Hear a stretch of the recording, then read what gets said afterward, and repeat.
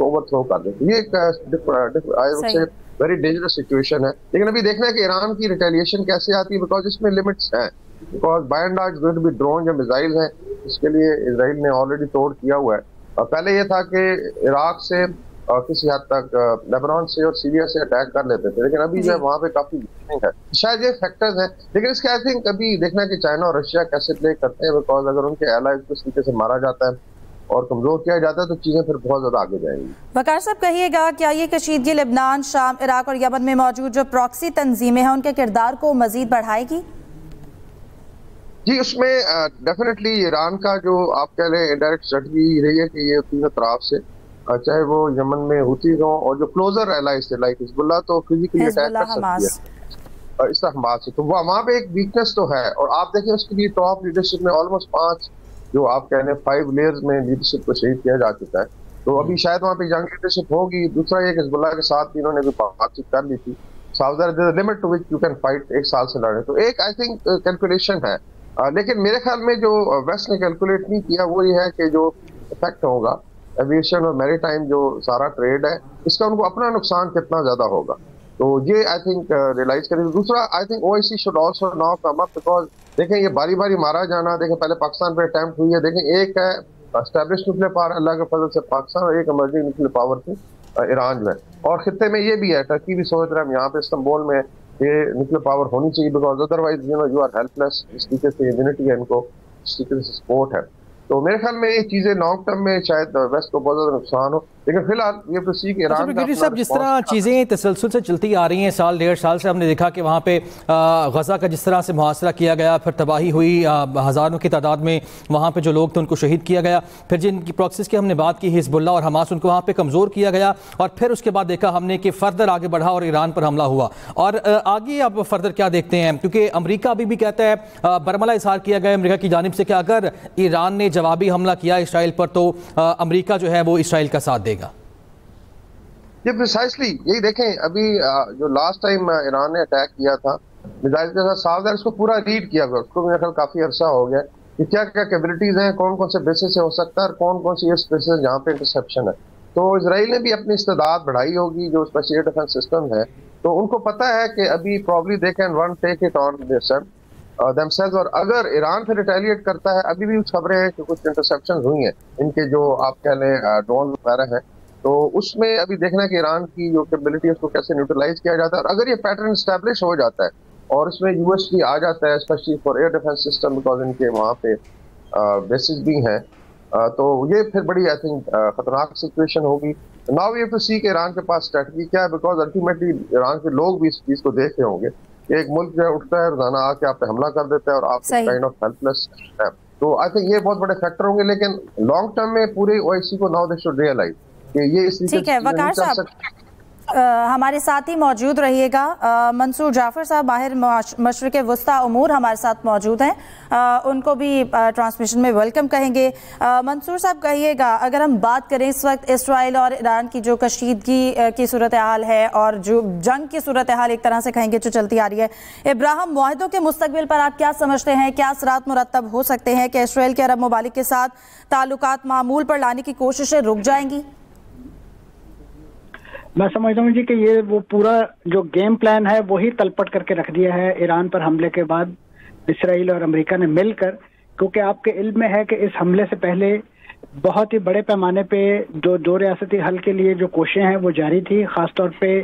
Saudi अरब की क़यादत में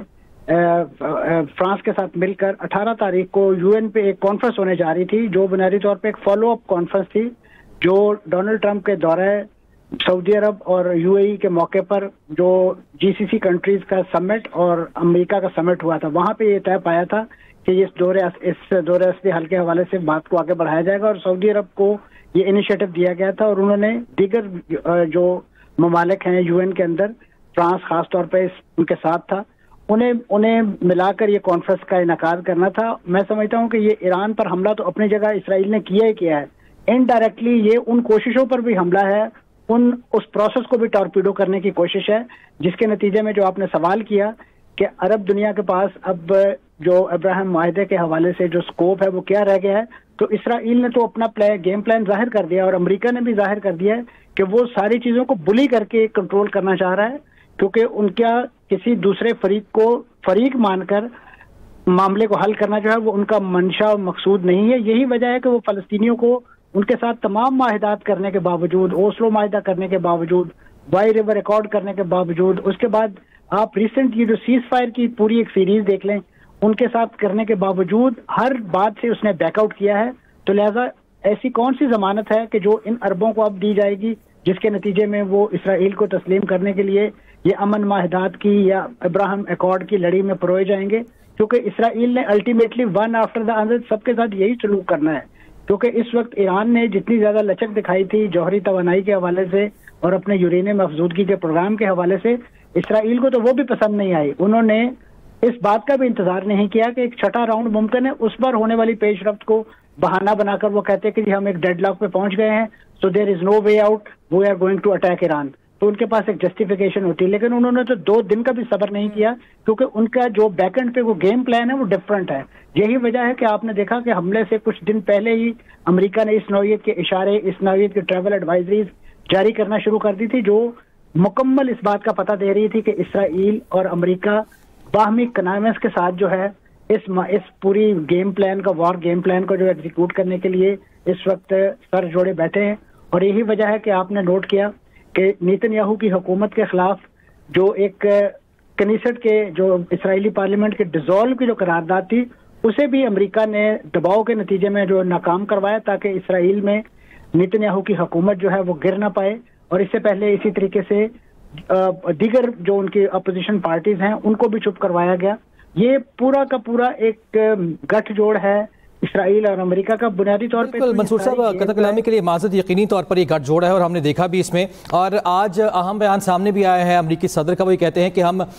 Iran के साथ दोबारा से मुज़ाकरात की टेबल पर बैठना चाहते हैं। तो क्या समझते हैं सारी की सारी जो हरकत की गई है वो सिर्फ इसलिए की गई है कि ईरान पर ज़्यादा से ज़्यादा प्रेशर बिल्ड किया जाए और उसको यूरेनियम की अफजूदगी से रोका जाए? तो क्या समझते हैं मौजूदा सूरत हाल के बाद ईरान प्रेशराइज हो पाएगा? देखिए जी, ये तो ईरान को एक लिहाज से इन्फ्लेयर करने वाली बात है कि उनको मजीद उनका जो जज्बात है वो बरंगेख्ता होंगे कि आपने उनकी टॉप लीडरशिप जो है, उनके पासदारान इनकलाब की लीडरशिप जो है उसे एक ही गो में तहत कर दिया। उनके न्यूक्लियर साइंटिस्ट जो एक अरसे मतलब बरसों लग के जो है एक न्यूक्लियर साइंटिस्ट बनता है और उन्होंने पूरा जो अब एक लिहाज से न्यूक्लियर प्रोग्राम जो डेवलप किया, तो आपने उनको एक ही गो में जो है इस दुनिया से रुखसत कर दिया। तो ऐसे में ईरान के पास कितना ज्यादा दबाव है, यानी इसराइल का एक बंदा मरता है तो इसराइल ये कहता है कि जी हमारा बंदा मर गया तो हम पे बहुत दबाव है, तो हमने इस वजह से इसराइल पर, फलस्तीन पर हमला कर दिया। तो ऐसी सूरत में ईरान की हुकूमत पर कितना ज्यादा दबाव होगा कि वो इसका बदला क्यों ना ले। और यही वजह है कि इस वक्त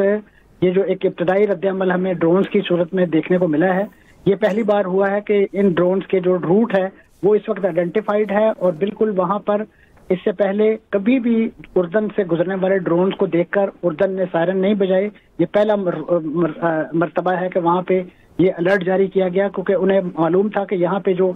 इसराइल जो अमेरिकन बेसेस हैं वो इसका हदफ हो सकती हैं, जो यकीनन उर्दन की सालमियत या उसकी सिक्योरिटी के लिए खतरे का बायस बन सकती हैं। तो इसराइल ने तो खुद इस जंग का स्पेक्ट्रम जो है वो वसी किया है और एक मौका फराहम किया है ईरान को कि वो उन अहदाफ को निशाना बनाए जो कि उनके लिए बड़ा इजी भी है। लेकिन मैं समझता हूँ कि ईरान ने माजी में भी अपना रद्दमल बड़ा ही कैलकुलेटेड और बड़ा कैलिब्रेटेड दिया है, तो इस बार भी वो कम से कम जो खित्ते में जो इस अमरीकी अहदाफ हैं उनको निशाना बनाने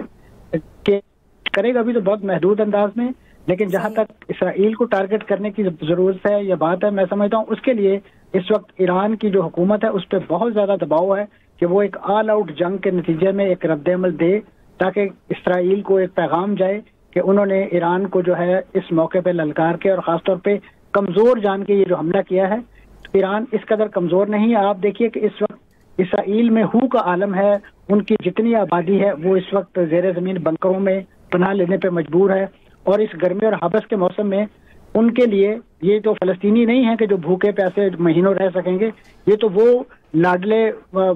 यहूदी हैं कि जिनको दुनिया भर से यहाँ पे बड़े रोशन मुस्तकबिल के ख्वाब दे के लाया गया था और इनकी आधी तादाद तो 7 अक्टूबर के हमले के बाद इसराइल छोड़ के जा चुकी है, क्योंकि वो कई मुल्कों के नेशनल हैं, उनमें अमेरिकन, यूरोपियन कंट्रीज के, तो वो तो ड्यूल नेशनलिटी के मजे लेते हुए जब चाहते हैं सैर के लिए यहाँ आते हैं, और यहाँ पे जब हालात खराब होते हैं तो वापस चले जाते हैं। तो ये सूरत हाल वहाँ पे इस वक्त इसराइल के अंदर दाखिली तौर पे है। और इस वक्त जिस तरीके से इस पूरे इलाके की एयर स्पेस जो है वो डिजर्टेड है, क्योंकि किसी भी मिसाइल हमले का खतरा है, किसी भी ड्रोन का खतरा है। तो मैं समझता हूँ कितनी देर तक इसराइल जो है वो इस नौयत की जंग जो है उसको पूरे खित्ते पर मुसल्लत रखेगा। और बिलखुसूस अगर ईरान ने अपनी जो आबना हुर्मुज़ उसको बंद करना शुरू कर दिया तो यूरोप को और अमेरिका को जाने वाली 60% तजारती ट्रैफिक, जिसमें ज्यादातर चीजें जो है वो ऑयल टैंकर्स हैं, उनकी तमाम की तमाम सप्लाई चेन जो है वो डिस्टर्ब हो जाएगी, जिससे पूरी की पूरी तजारती मंडियां जो हैं वो अप्स एंड डाउन हो जाएंगी। और उसके नतीजे में जो इन्फ्लेशन, जो महंगाई और तबाही और बर्बादी का जो तूफान है, उसकी एक झलक आपने हूसियों के बहरे अमर में अमरीकी अहदाफ पर हमलों की सूरत में देख ली है। अगर उसकी दूसरी किस्त यहाँ पे शुरू होगी तो इसराइल को और उसके सरपरस्त अमेरिका को दिन में तारे नजर आ जाएंगे। बिल्कुल। और ब्रेंट क्रूड की कीमत में इजाफा भी होते देखा है। वकार साहब कहिएगा, यमन और इराक में इसके क्या असरात मुरतब होंगे? जैसा कि अभी मंसूर साहब ने भी जिक्र किया है कि हौसियों के जो बहरा अमर में हमले हैं मज़ीद तेज़ हो जाएंगे, जिससे आलमी तिजारत भी मुतासर होगी। इराक में भी ईरानी हामी मलेशिया जो है वो भी अमरीकी अफवाज के दरमियान कशीदगी बढ़ेगी, जो पहले से ही नाजुक मुल्की इस्तेहकाम को मज़ीद तबाह कर रही है। आई थिंक ईरान के भी मेरे ख्याल में 2 ऑप्शन बनते हैं मिलिट्री जो है। एक तो डायरेक्ट है, बिकॉज मिसाइल पावर तो है, और चूंकि इसराइल ने भी इसका ज्यादा आई वुड से बंदोबस्त किया हुआ है डिफेंस सिस्टम का, तो they have to come with a massive retaliatory strike, जो शायद लास्ट टाइम जो हुआ था उससे भी, बिकॉज जो अभी खबरें आ रही है कि 200 जहाजों ने हिस्सा लिया है इसराइल के IDF के, तो इसका मतलब एक प्री प्लान मैसिव अटैक था। और लोग कह रहे हैं कि शायद इसमें ईरान टाइम लेगा, लेकिन अगर टाइम ज्यादा देता है तो देखें नेतन्याहू ने कहा कि ये 2 हफ्ते चलेगी कैंपेन, तो probably they already have a plan कि अभी जो मैसिव तरीके से जो लीडरशिप है या न्यूक्लियर फैसिलिटीज है उनको इतना डेंट कर दिया जाए कि फिर उसमें सर उठाने की कुव्वत ना हो। तो that's why this is very important कि Iran should now start attack. अब इसमें 2 है, एक तो डायरेक्ट है, साफ लैंड रूट तो नहीं है। लास्ट टाइम जिस तरह हिजबुल्लाह फ्रॉम इराक हमला कर लेती थी, वहां पे भी कमजोरी है, हमास काफी वीकन हो चुकी है, और फिर किसी हद तक कतैब हिजबुल्लाह इराक में इफेक्टिव है और हुती है यमन में। दूसरा जो आई थिंक बात हुई वो है कि स्टेट ऑफ हॉर्मुज़ में या गल्फ में या रेड सी में, मेनली जो बाब अल मंदब पे चोक पॉइंट्स हैं, वहां पे फिर जो इजरायली या इवन वेस्टर्न शिपिंग है उसको ईरान अगर इनडायरेक्टली हिट करना शुरू करता है थ्रू इट्स जिसके टेंटिकल्स हैं, तो ये एक चीज है जो चीजों को आई थिंक फिर डीएस्केलेट कर सकती है, because till the time counter punishment नहीं होती तो इजराइल में ये 2 हफ्ते वाला जो प्लान है, बिल्कुल ठीक है, और काउंटर पनिशमेंट होना यकीनी तौर पर वाकई जरूरी है।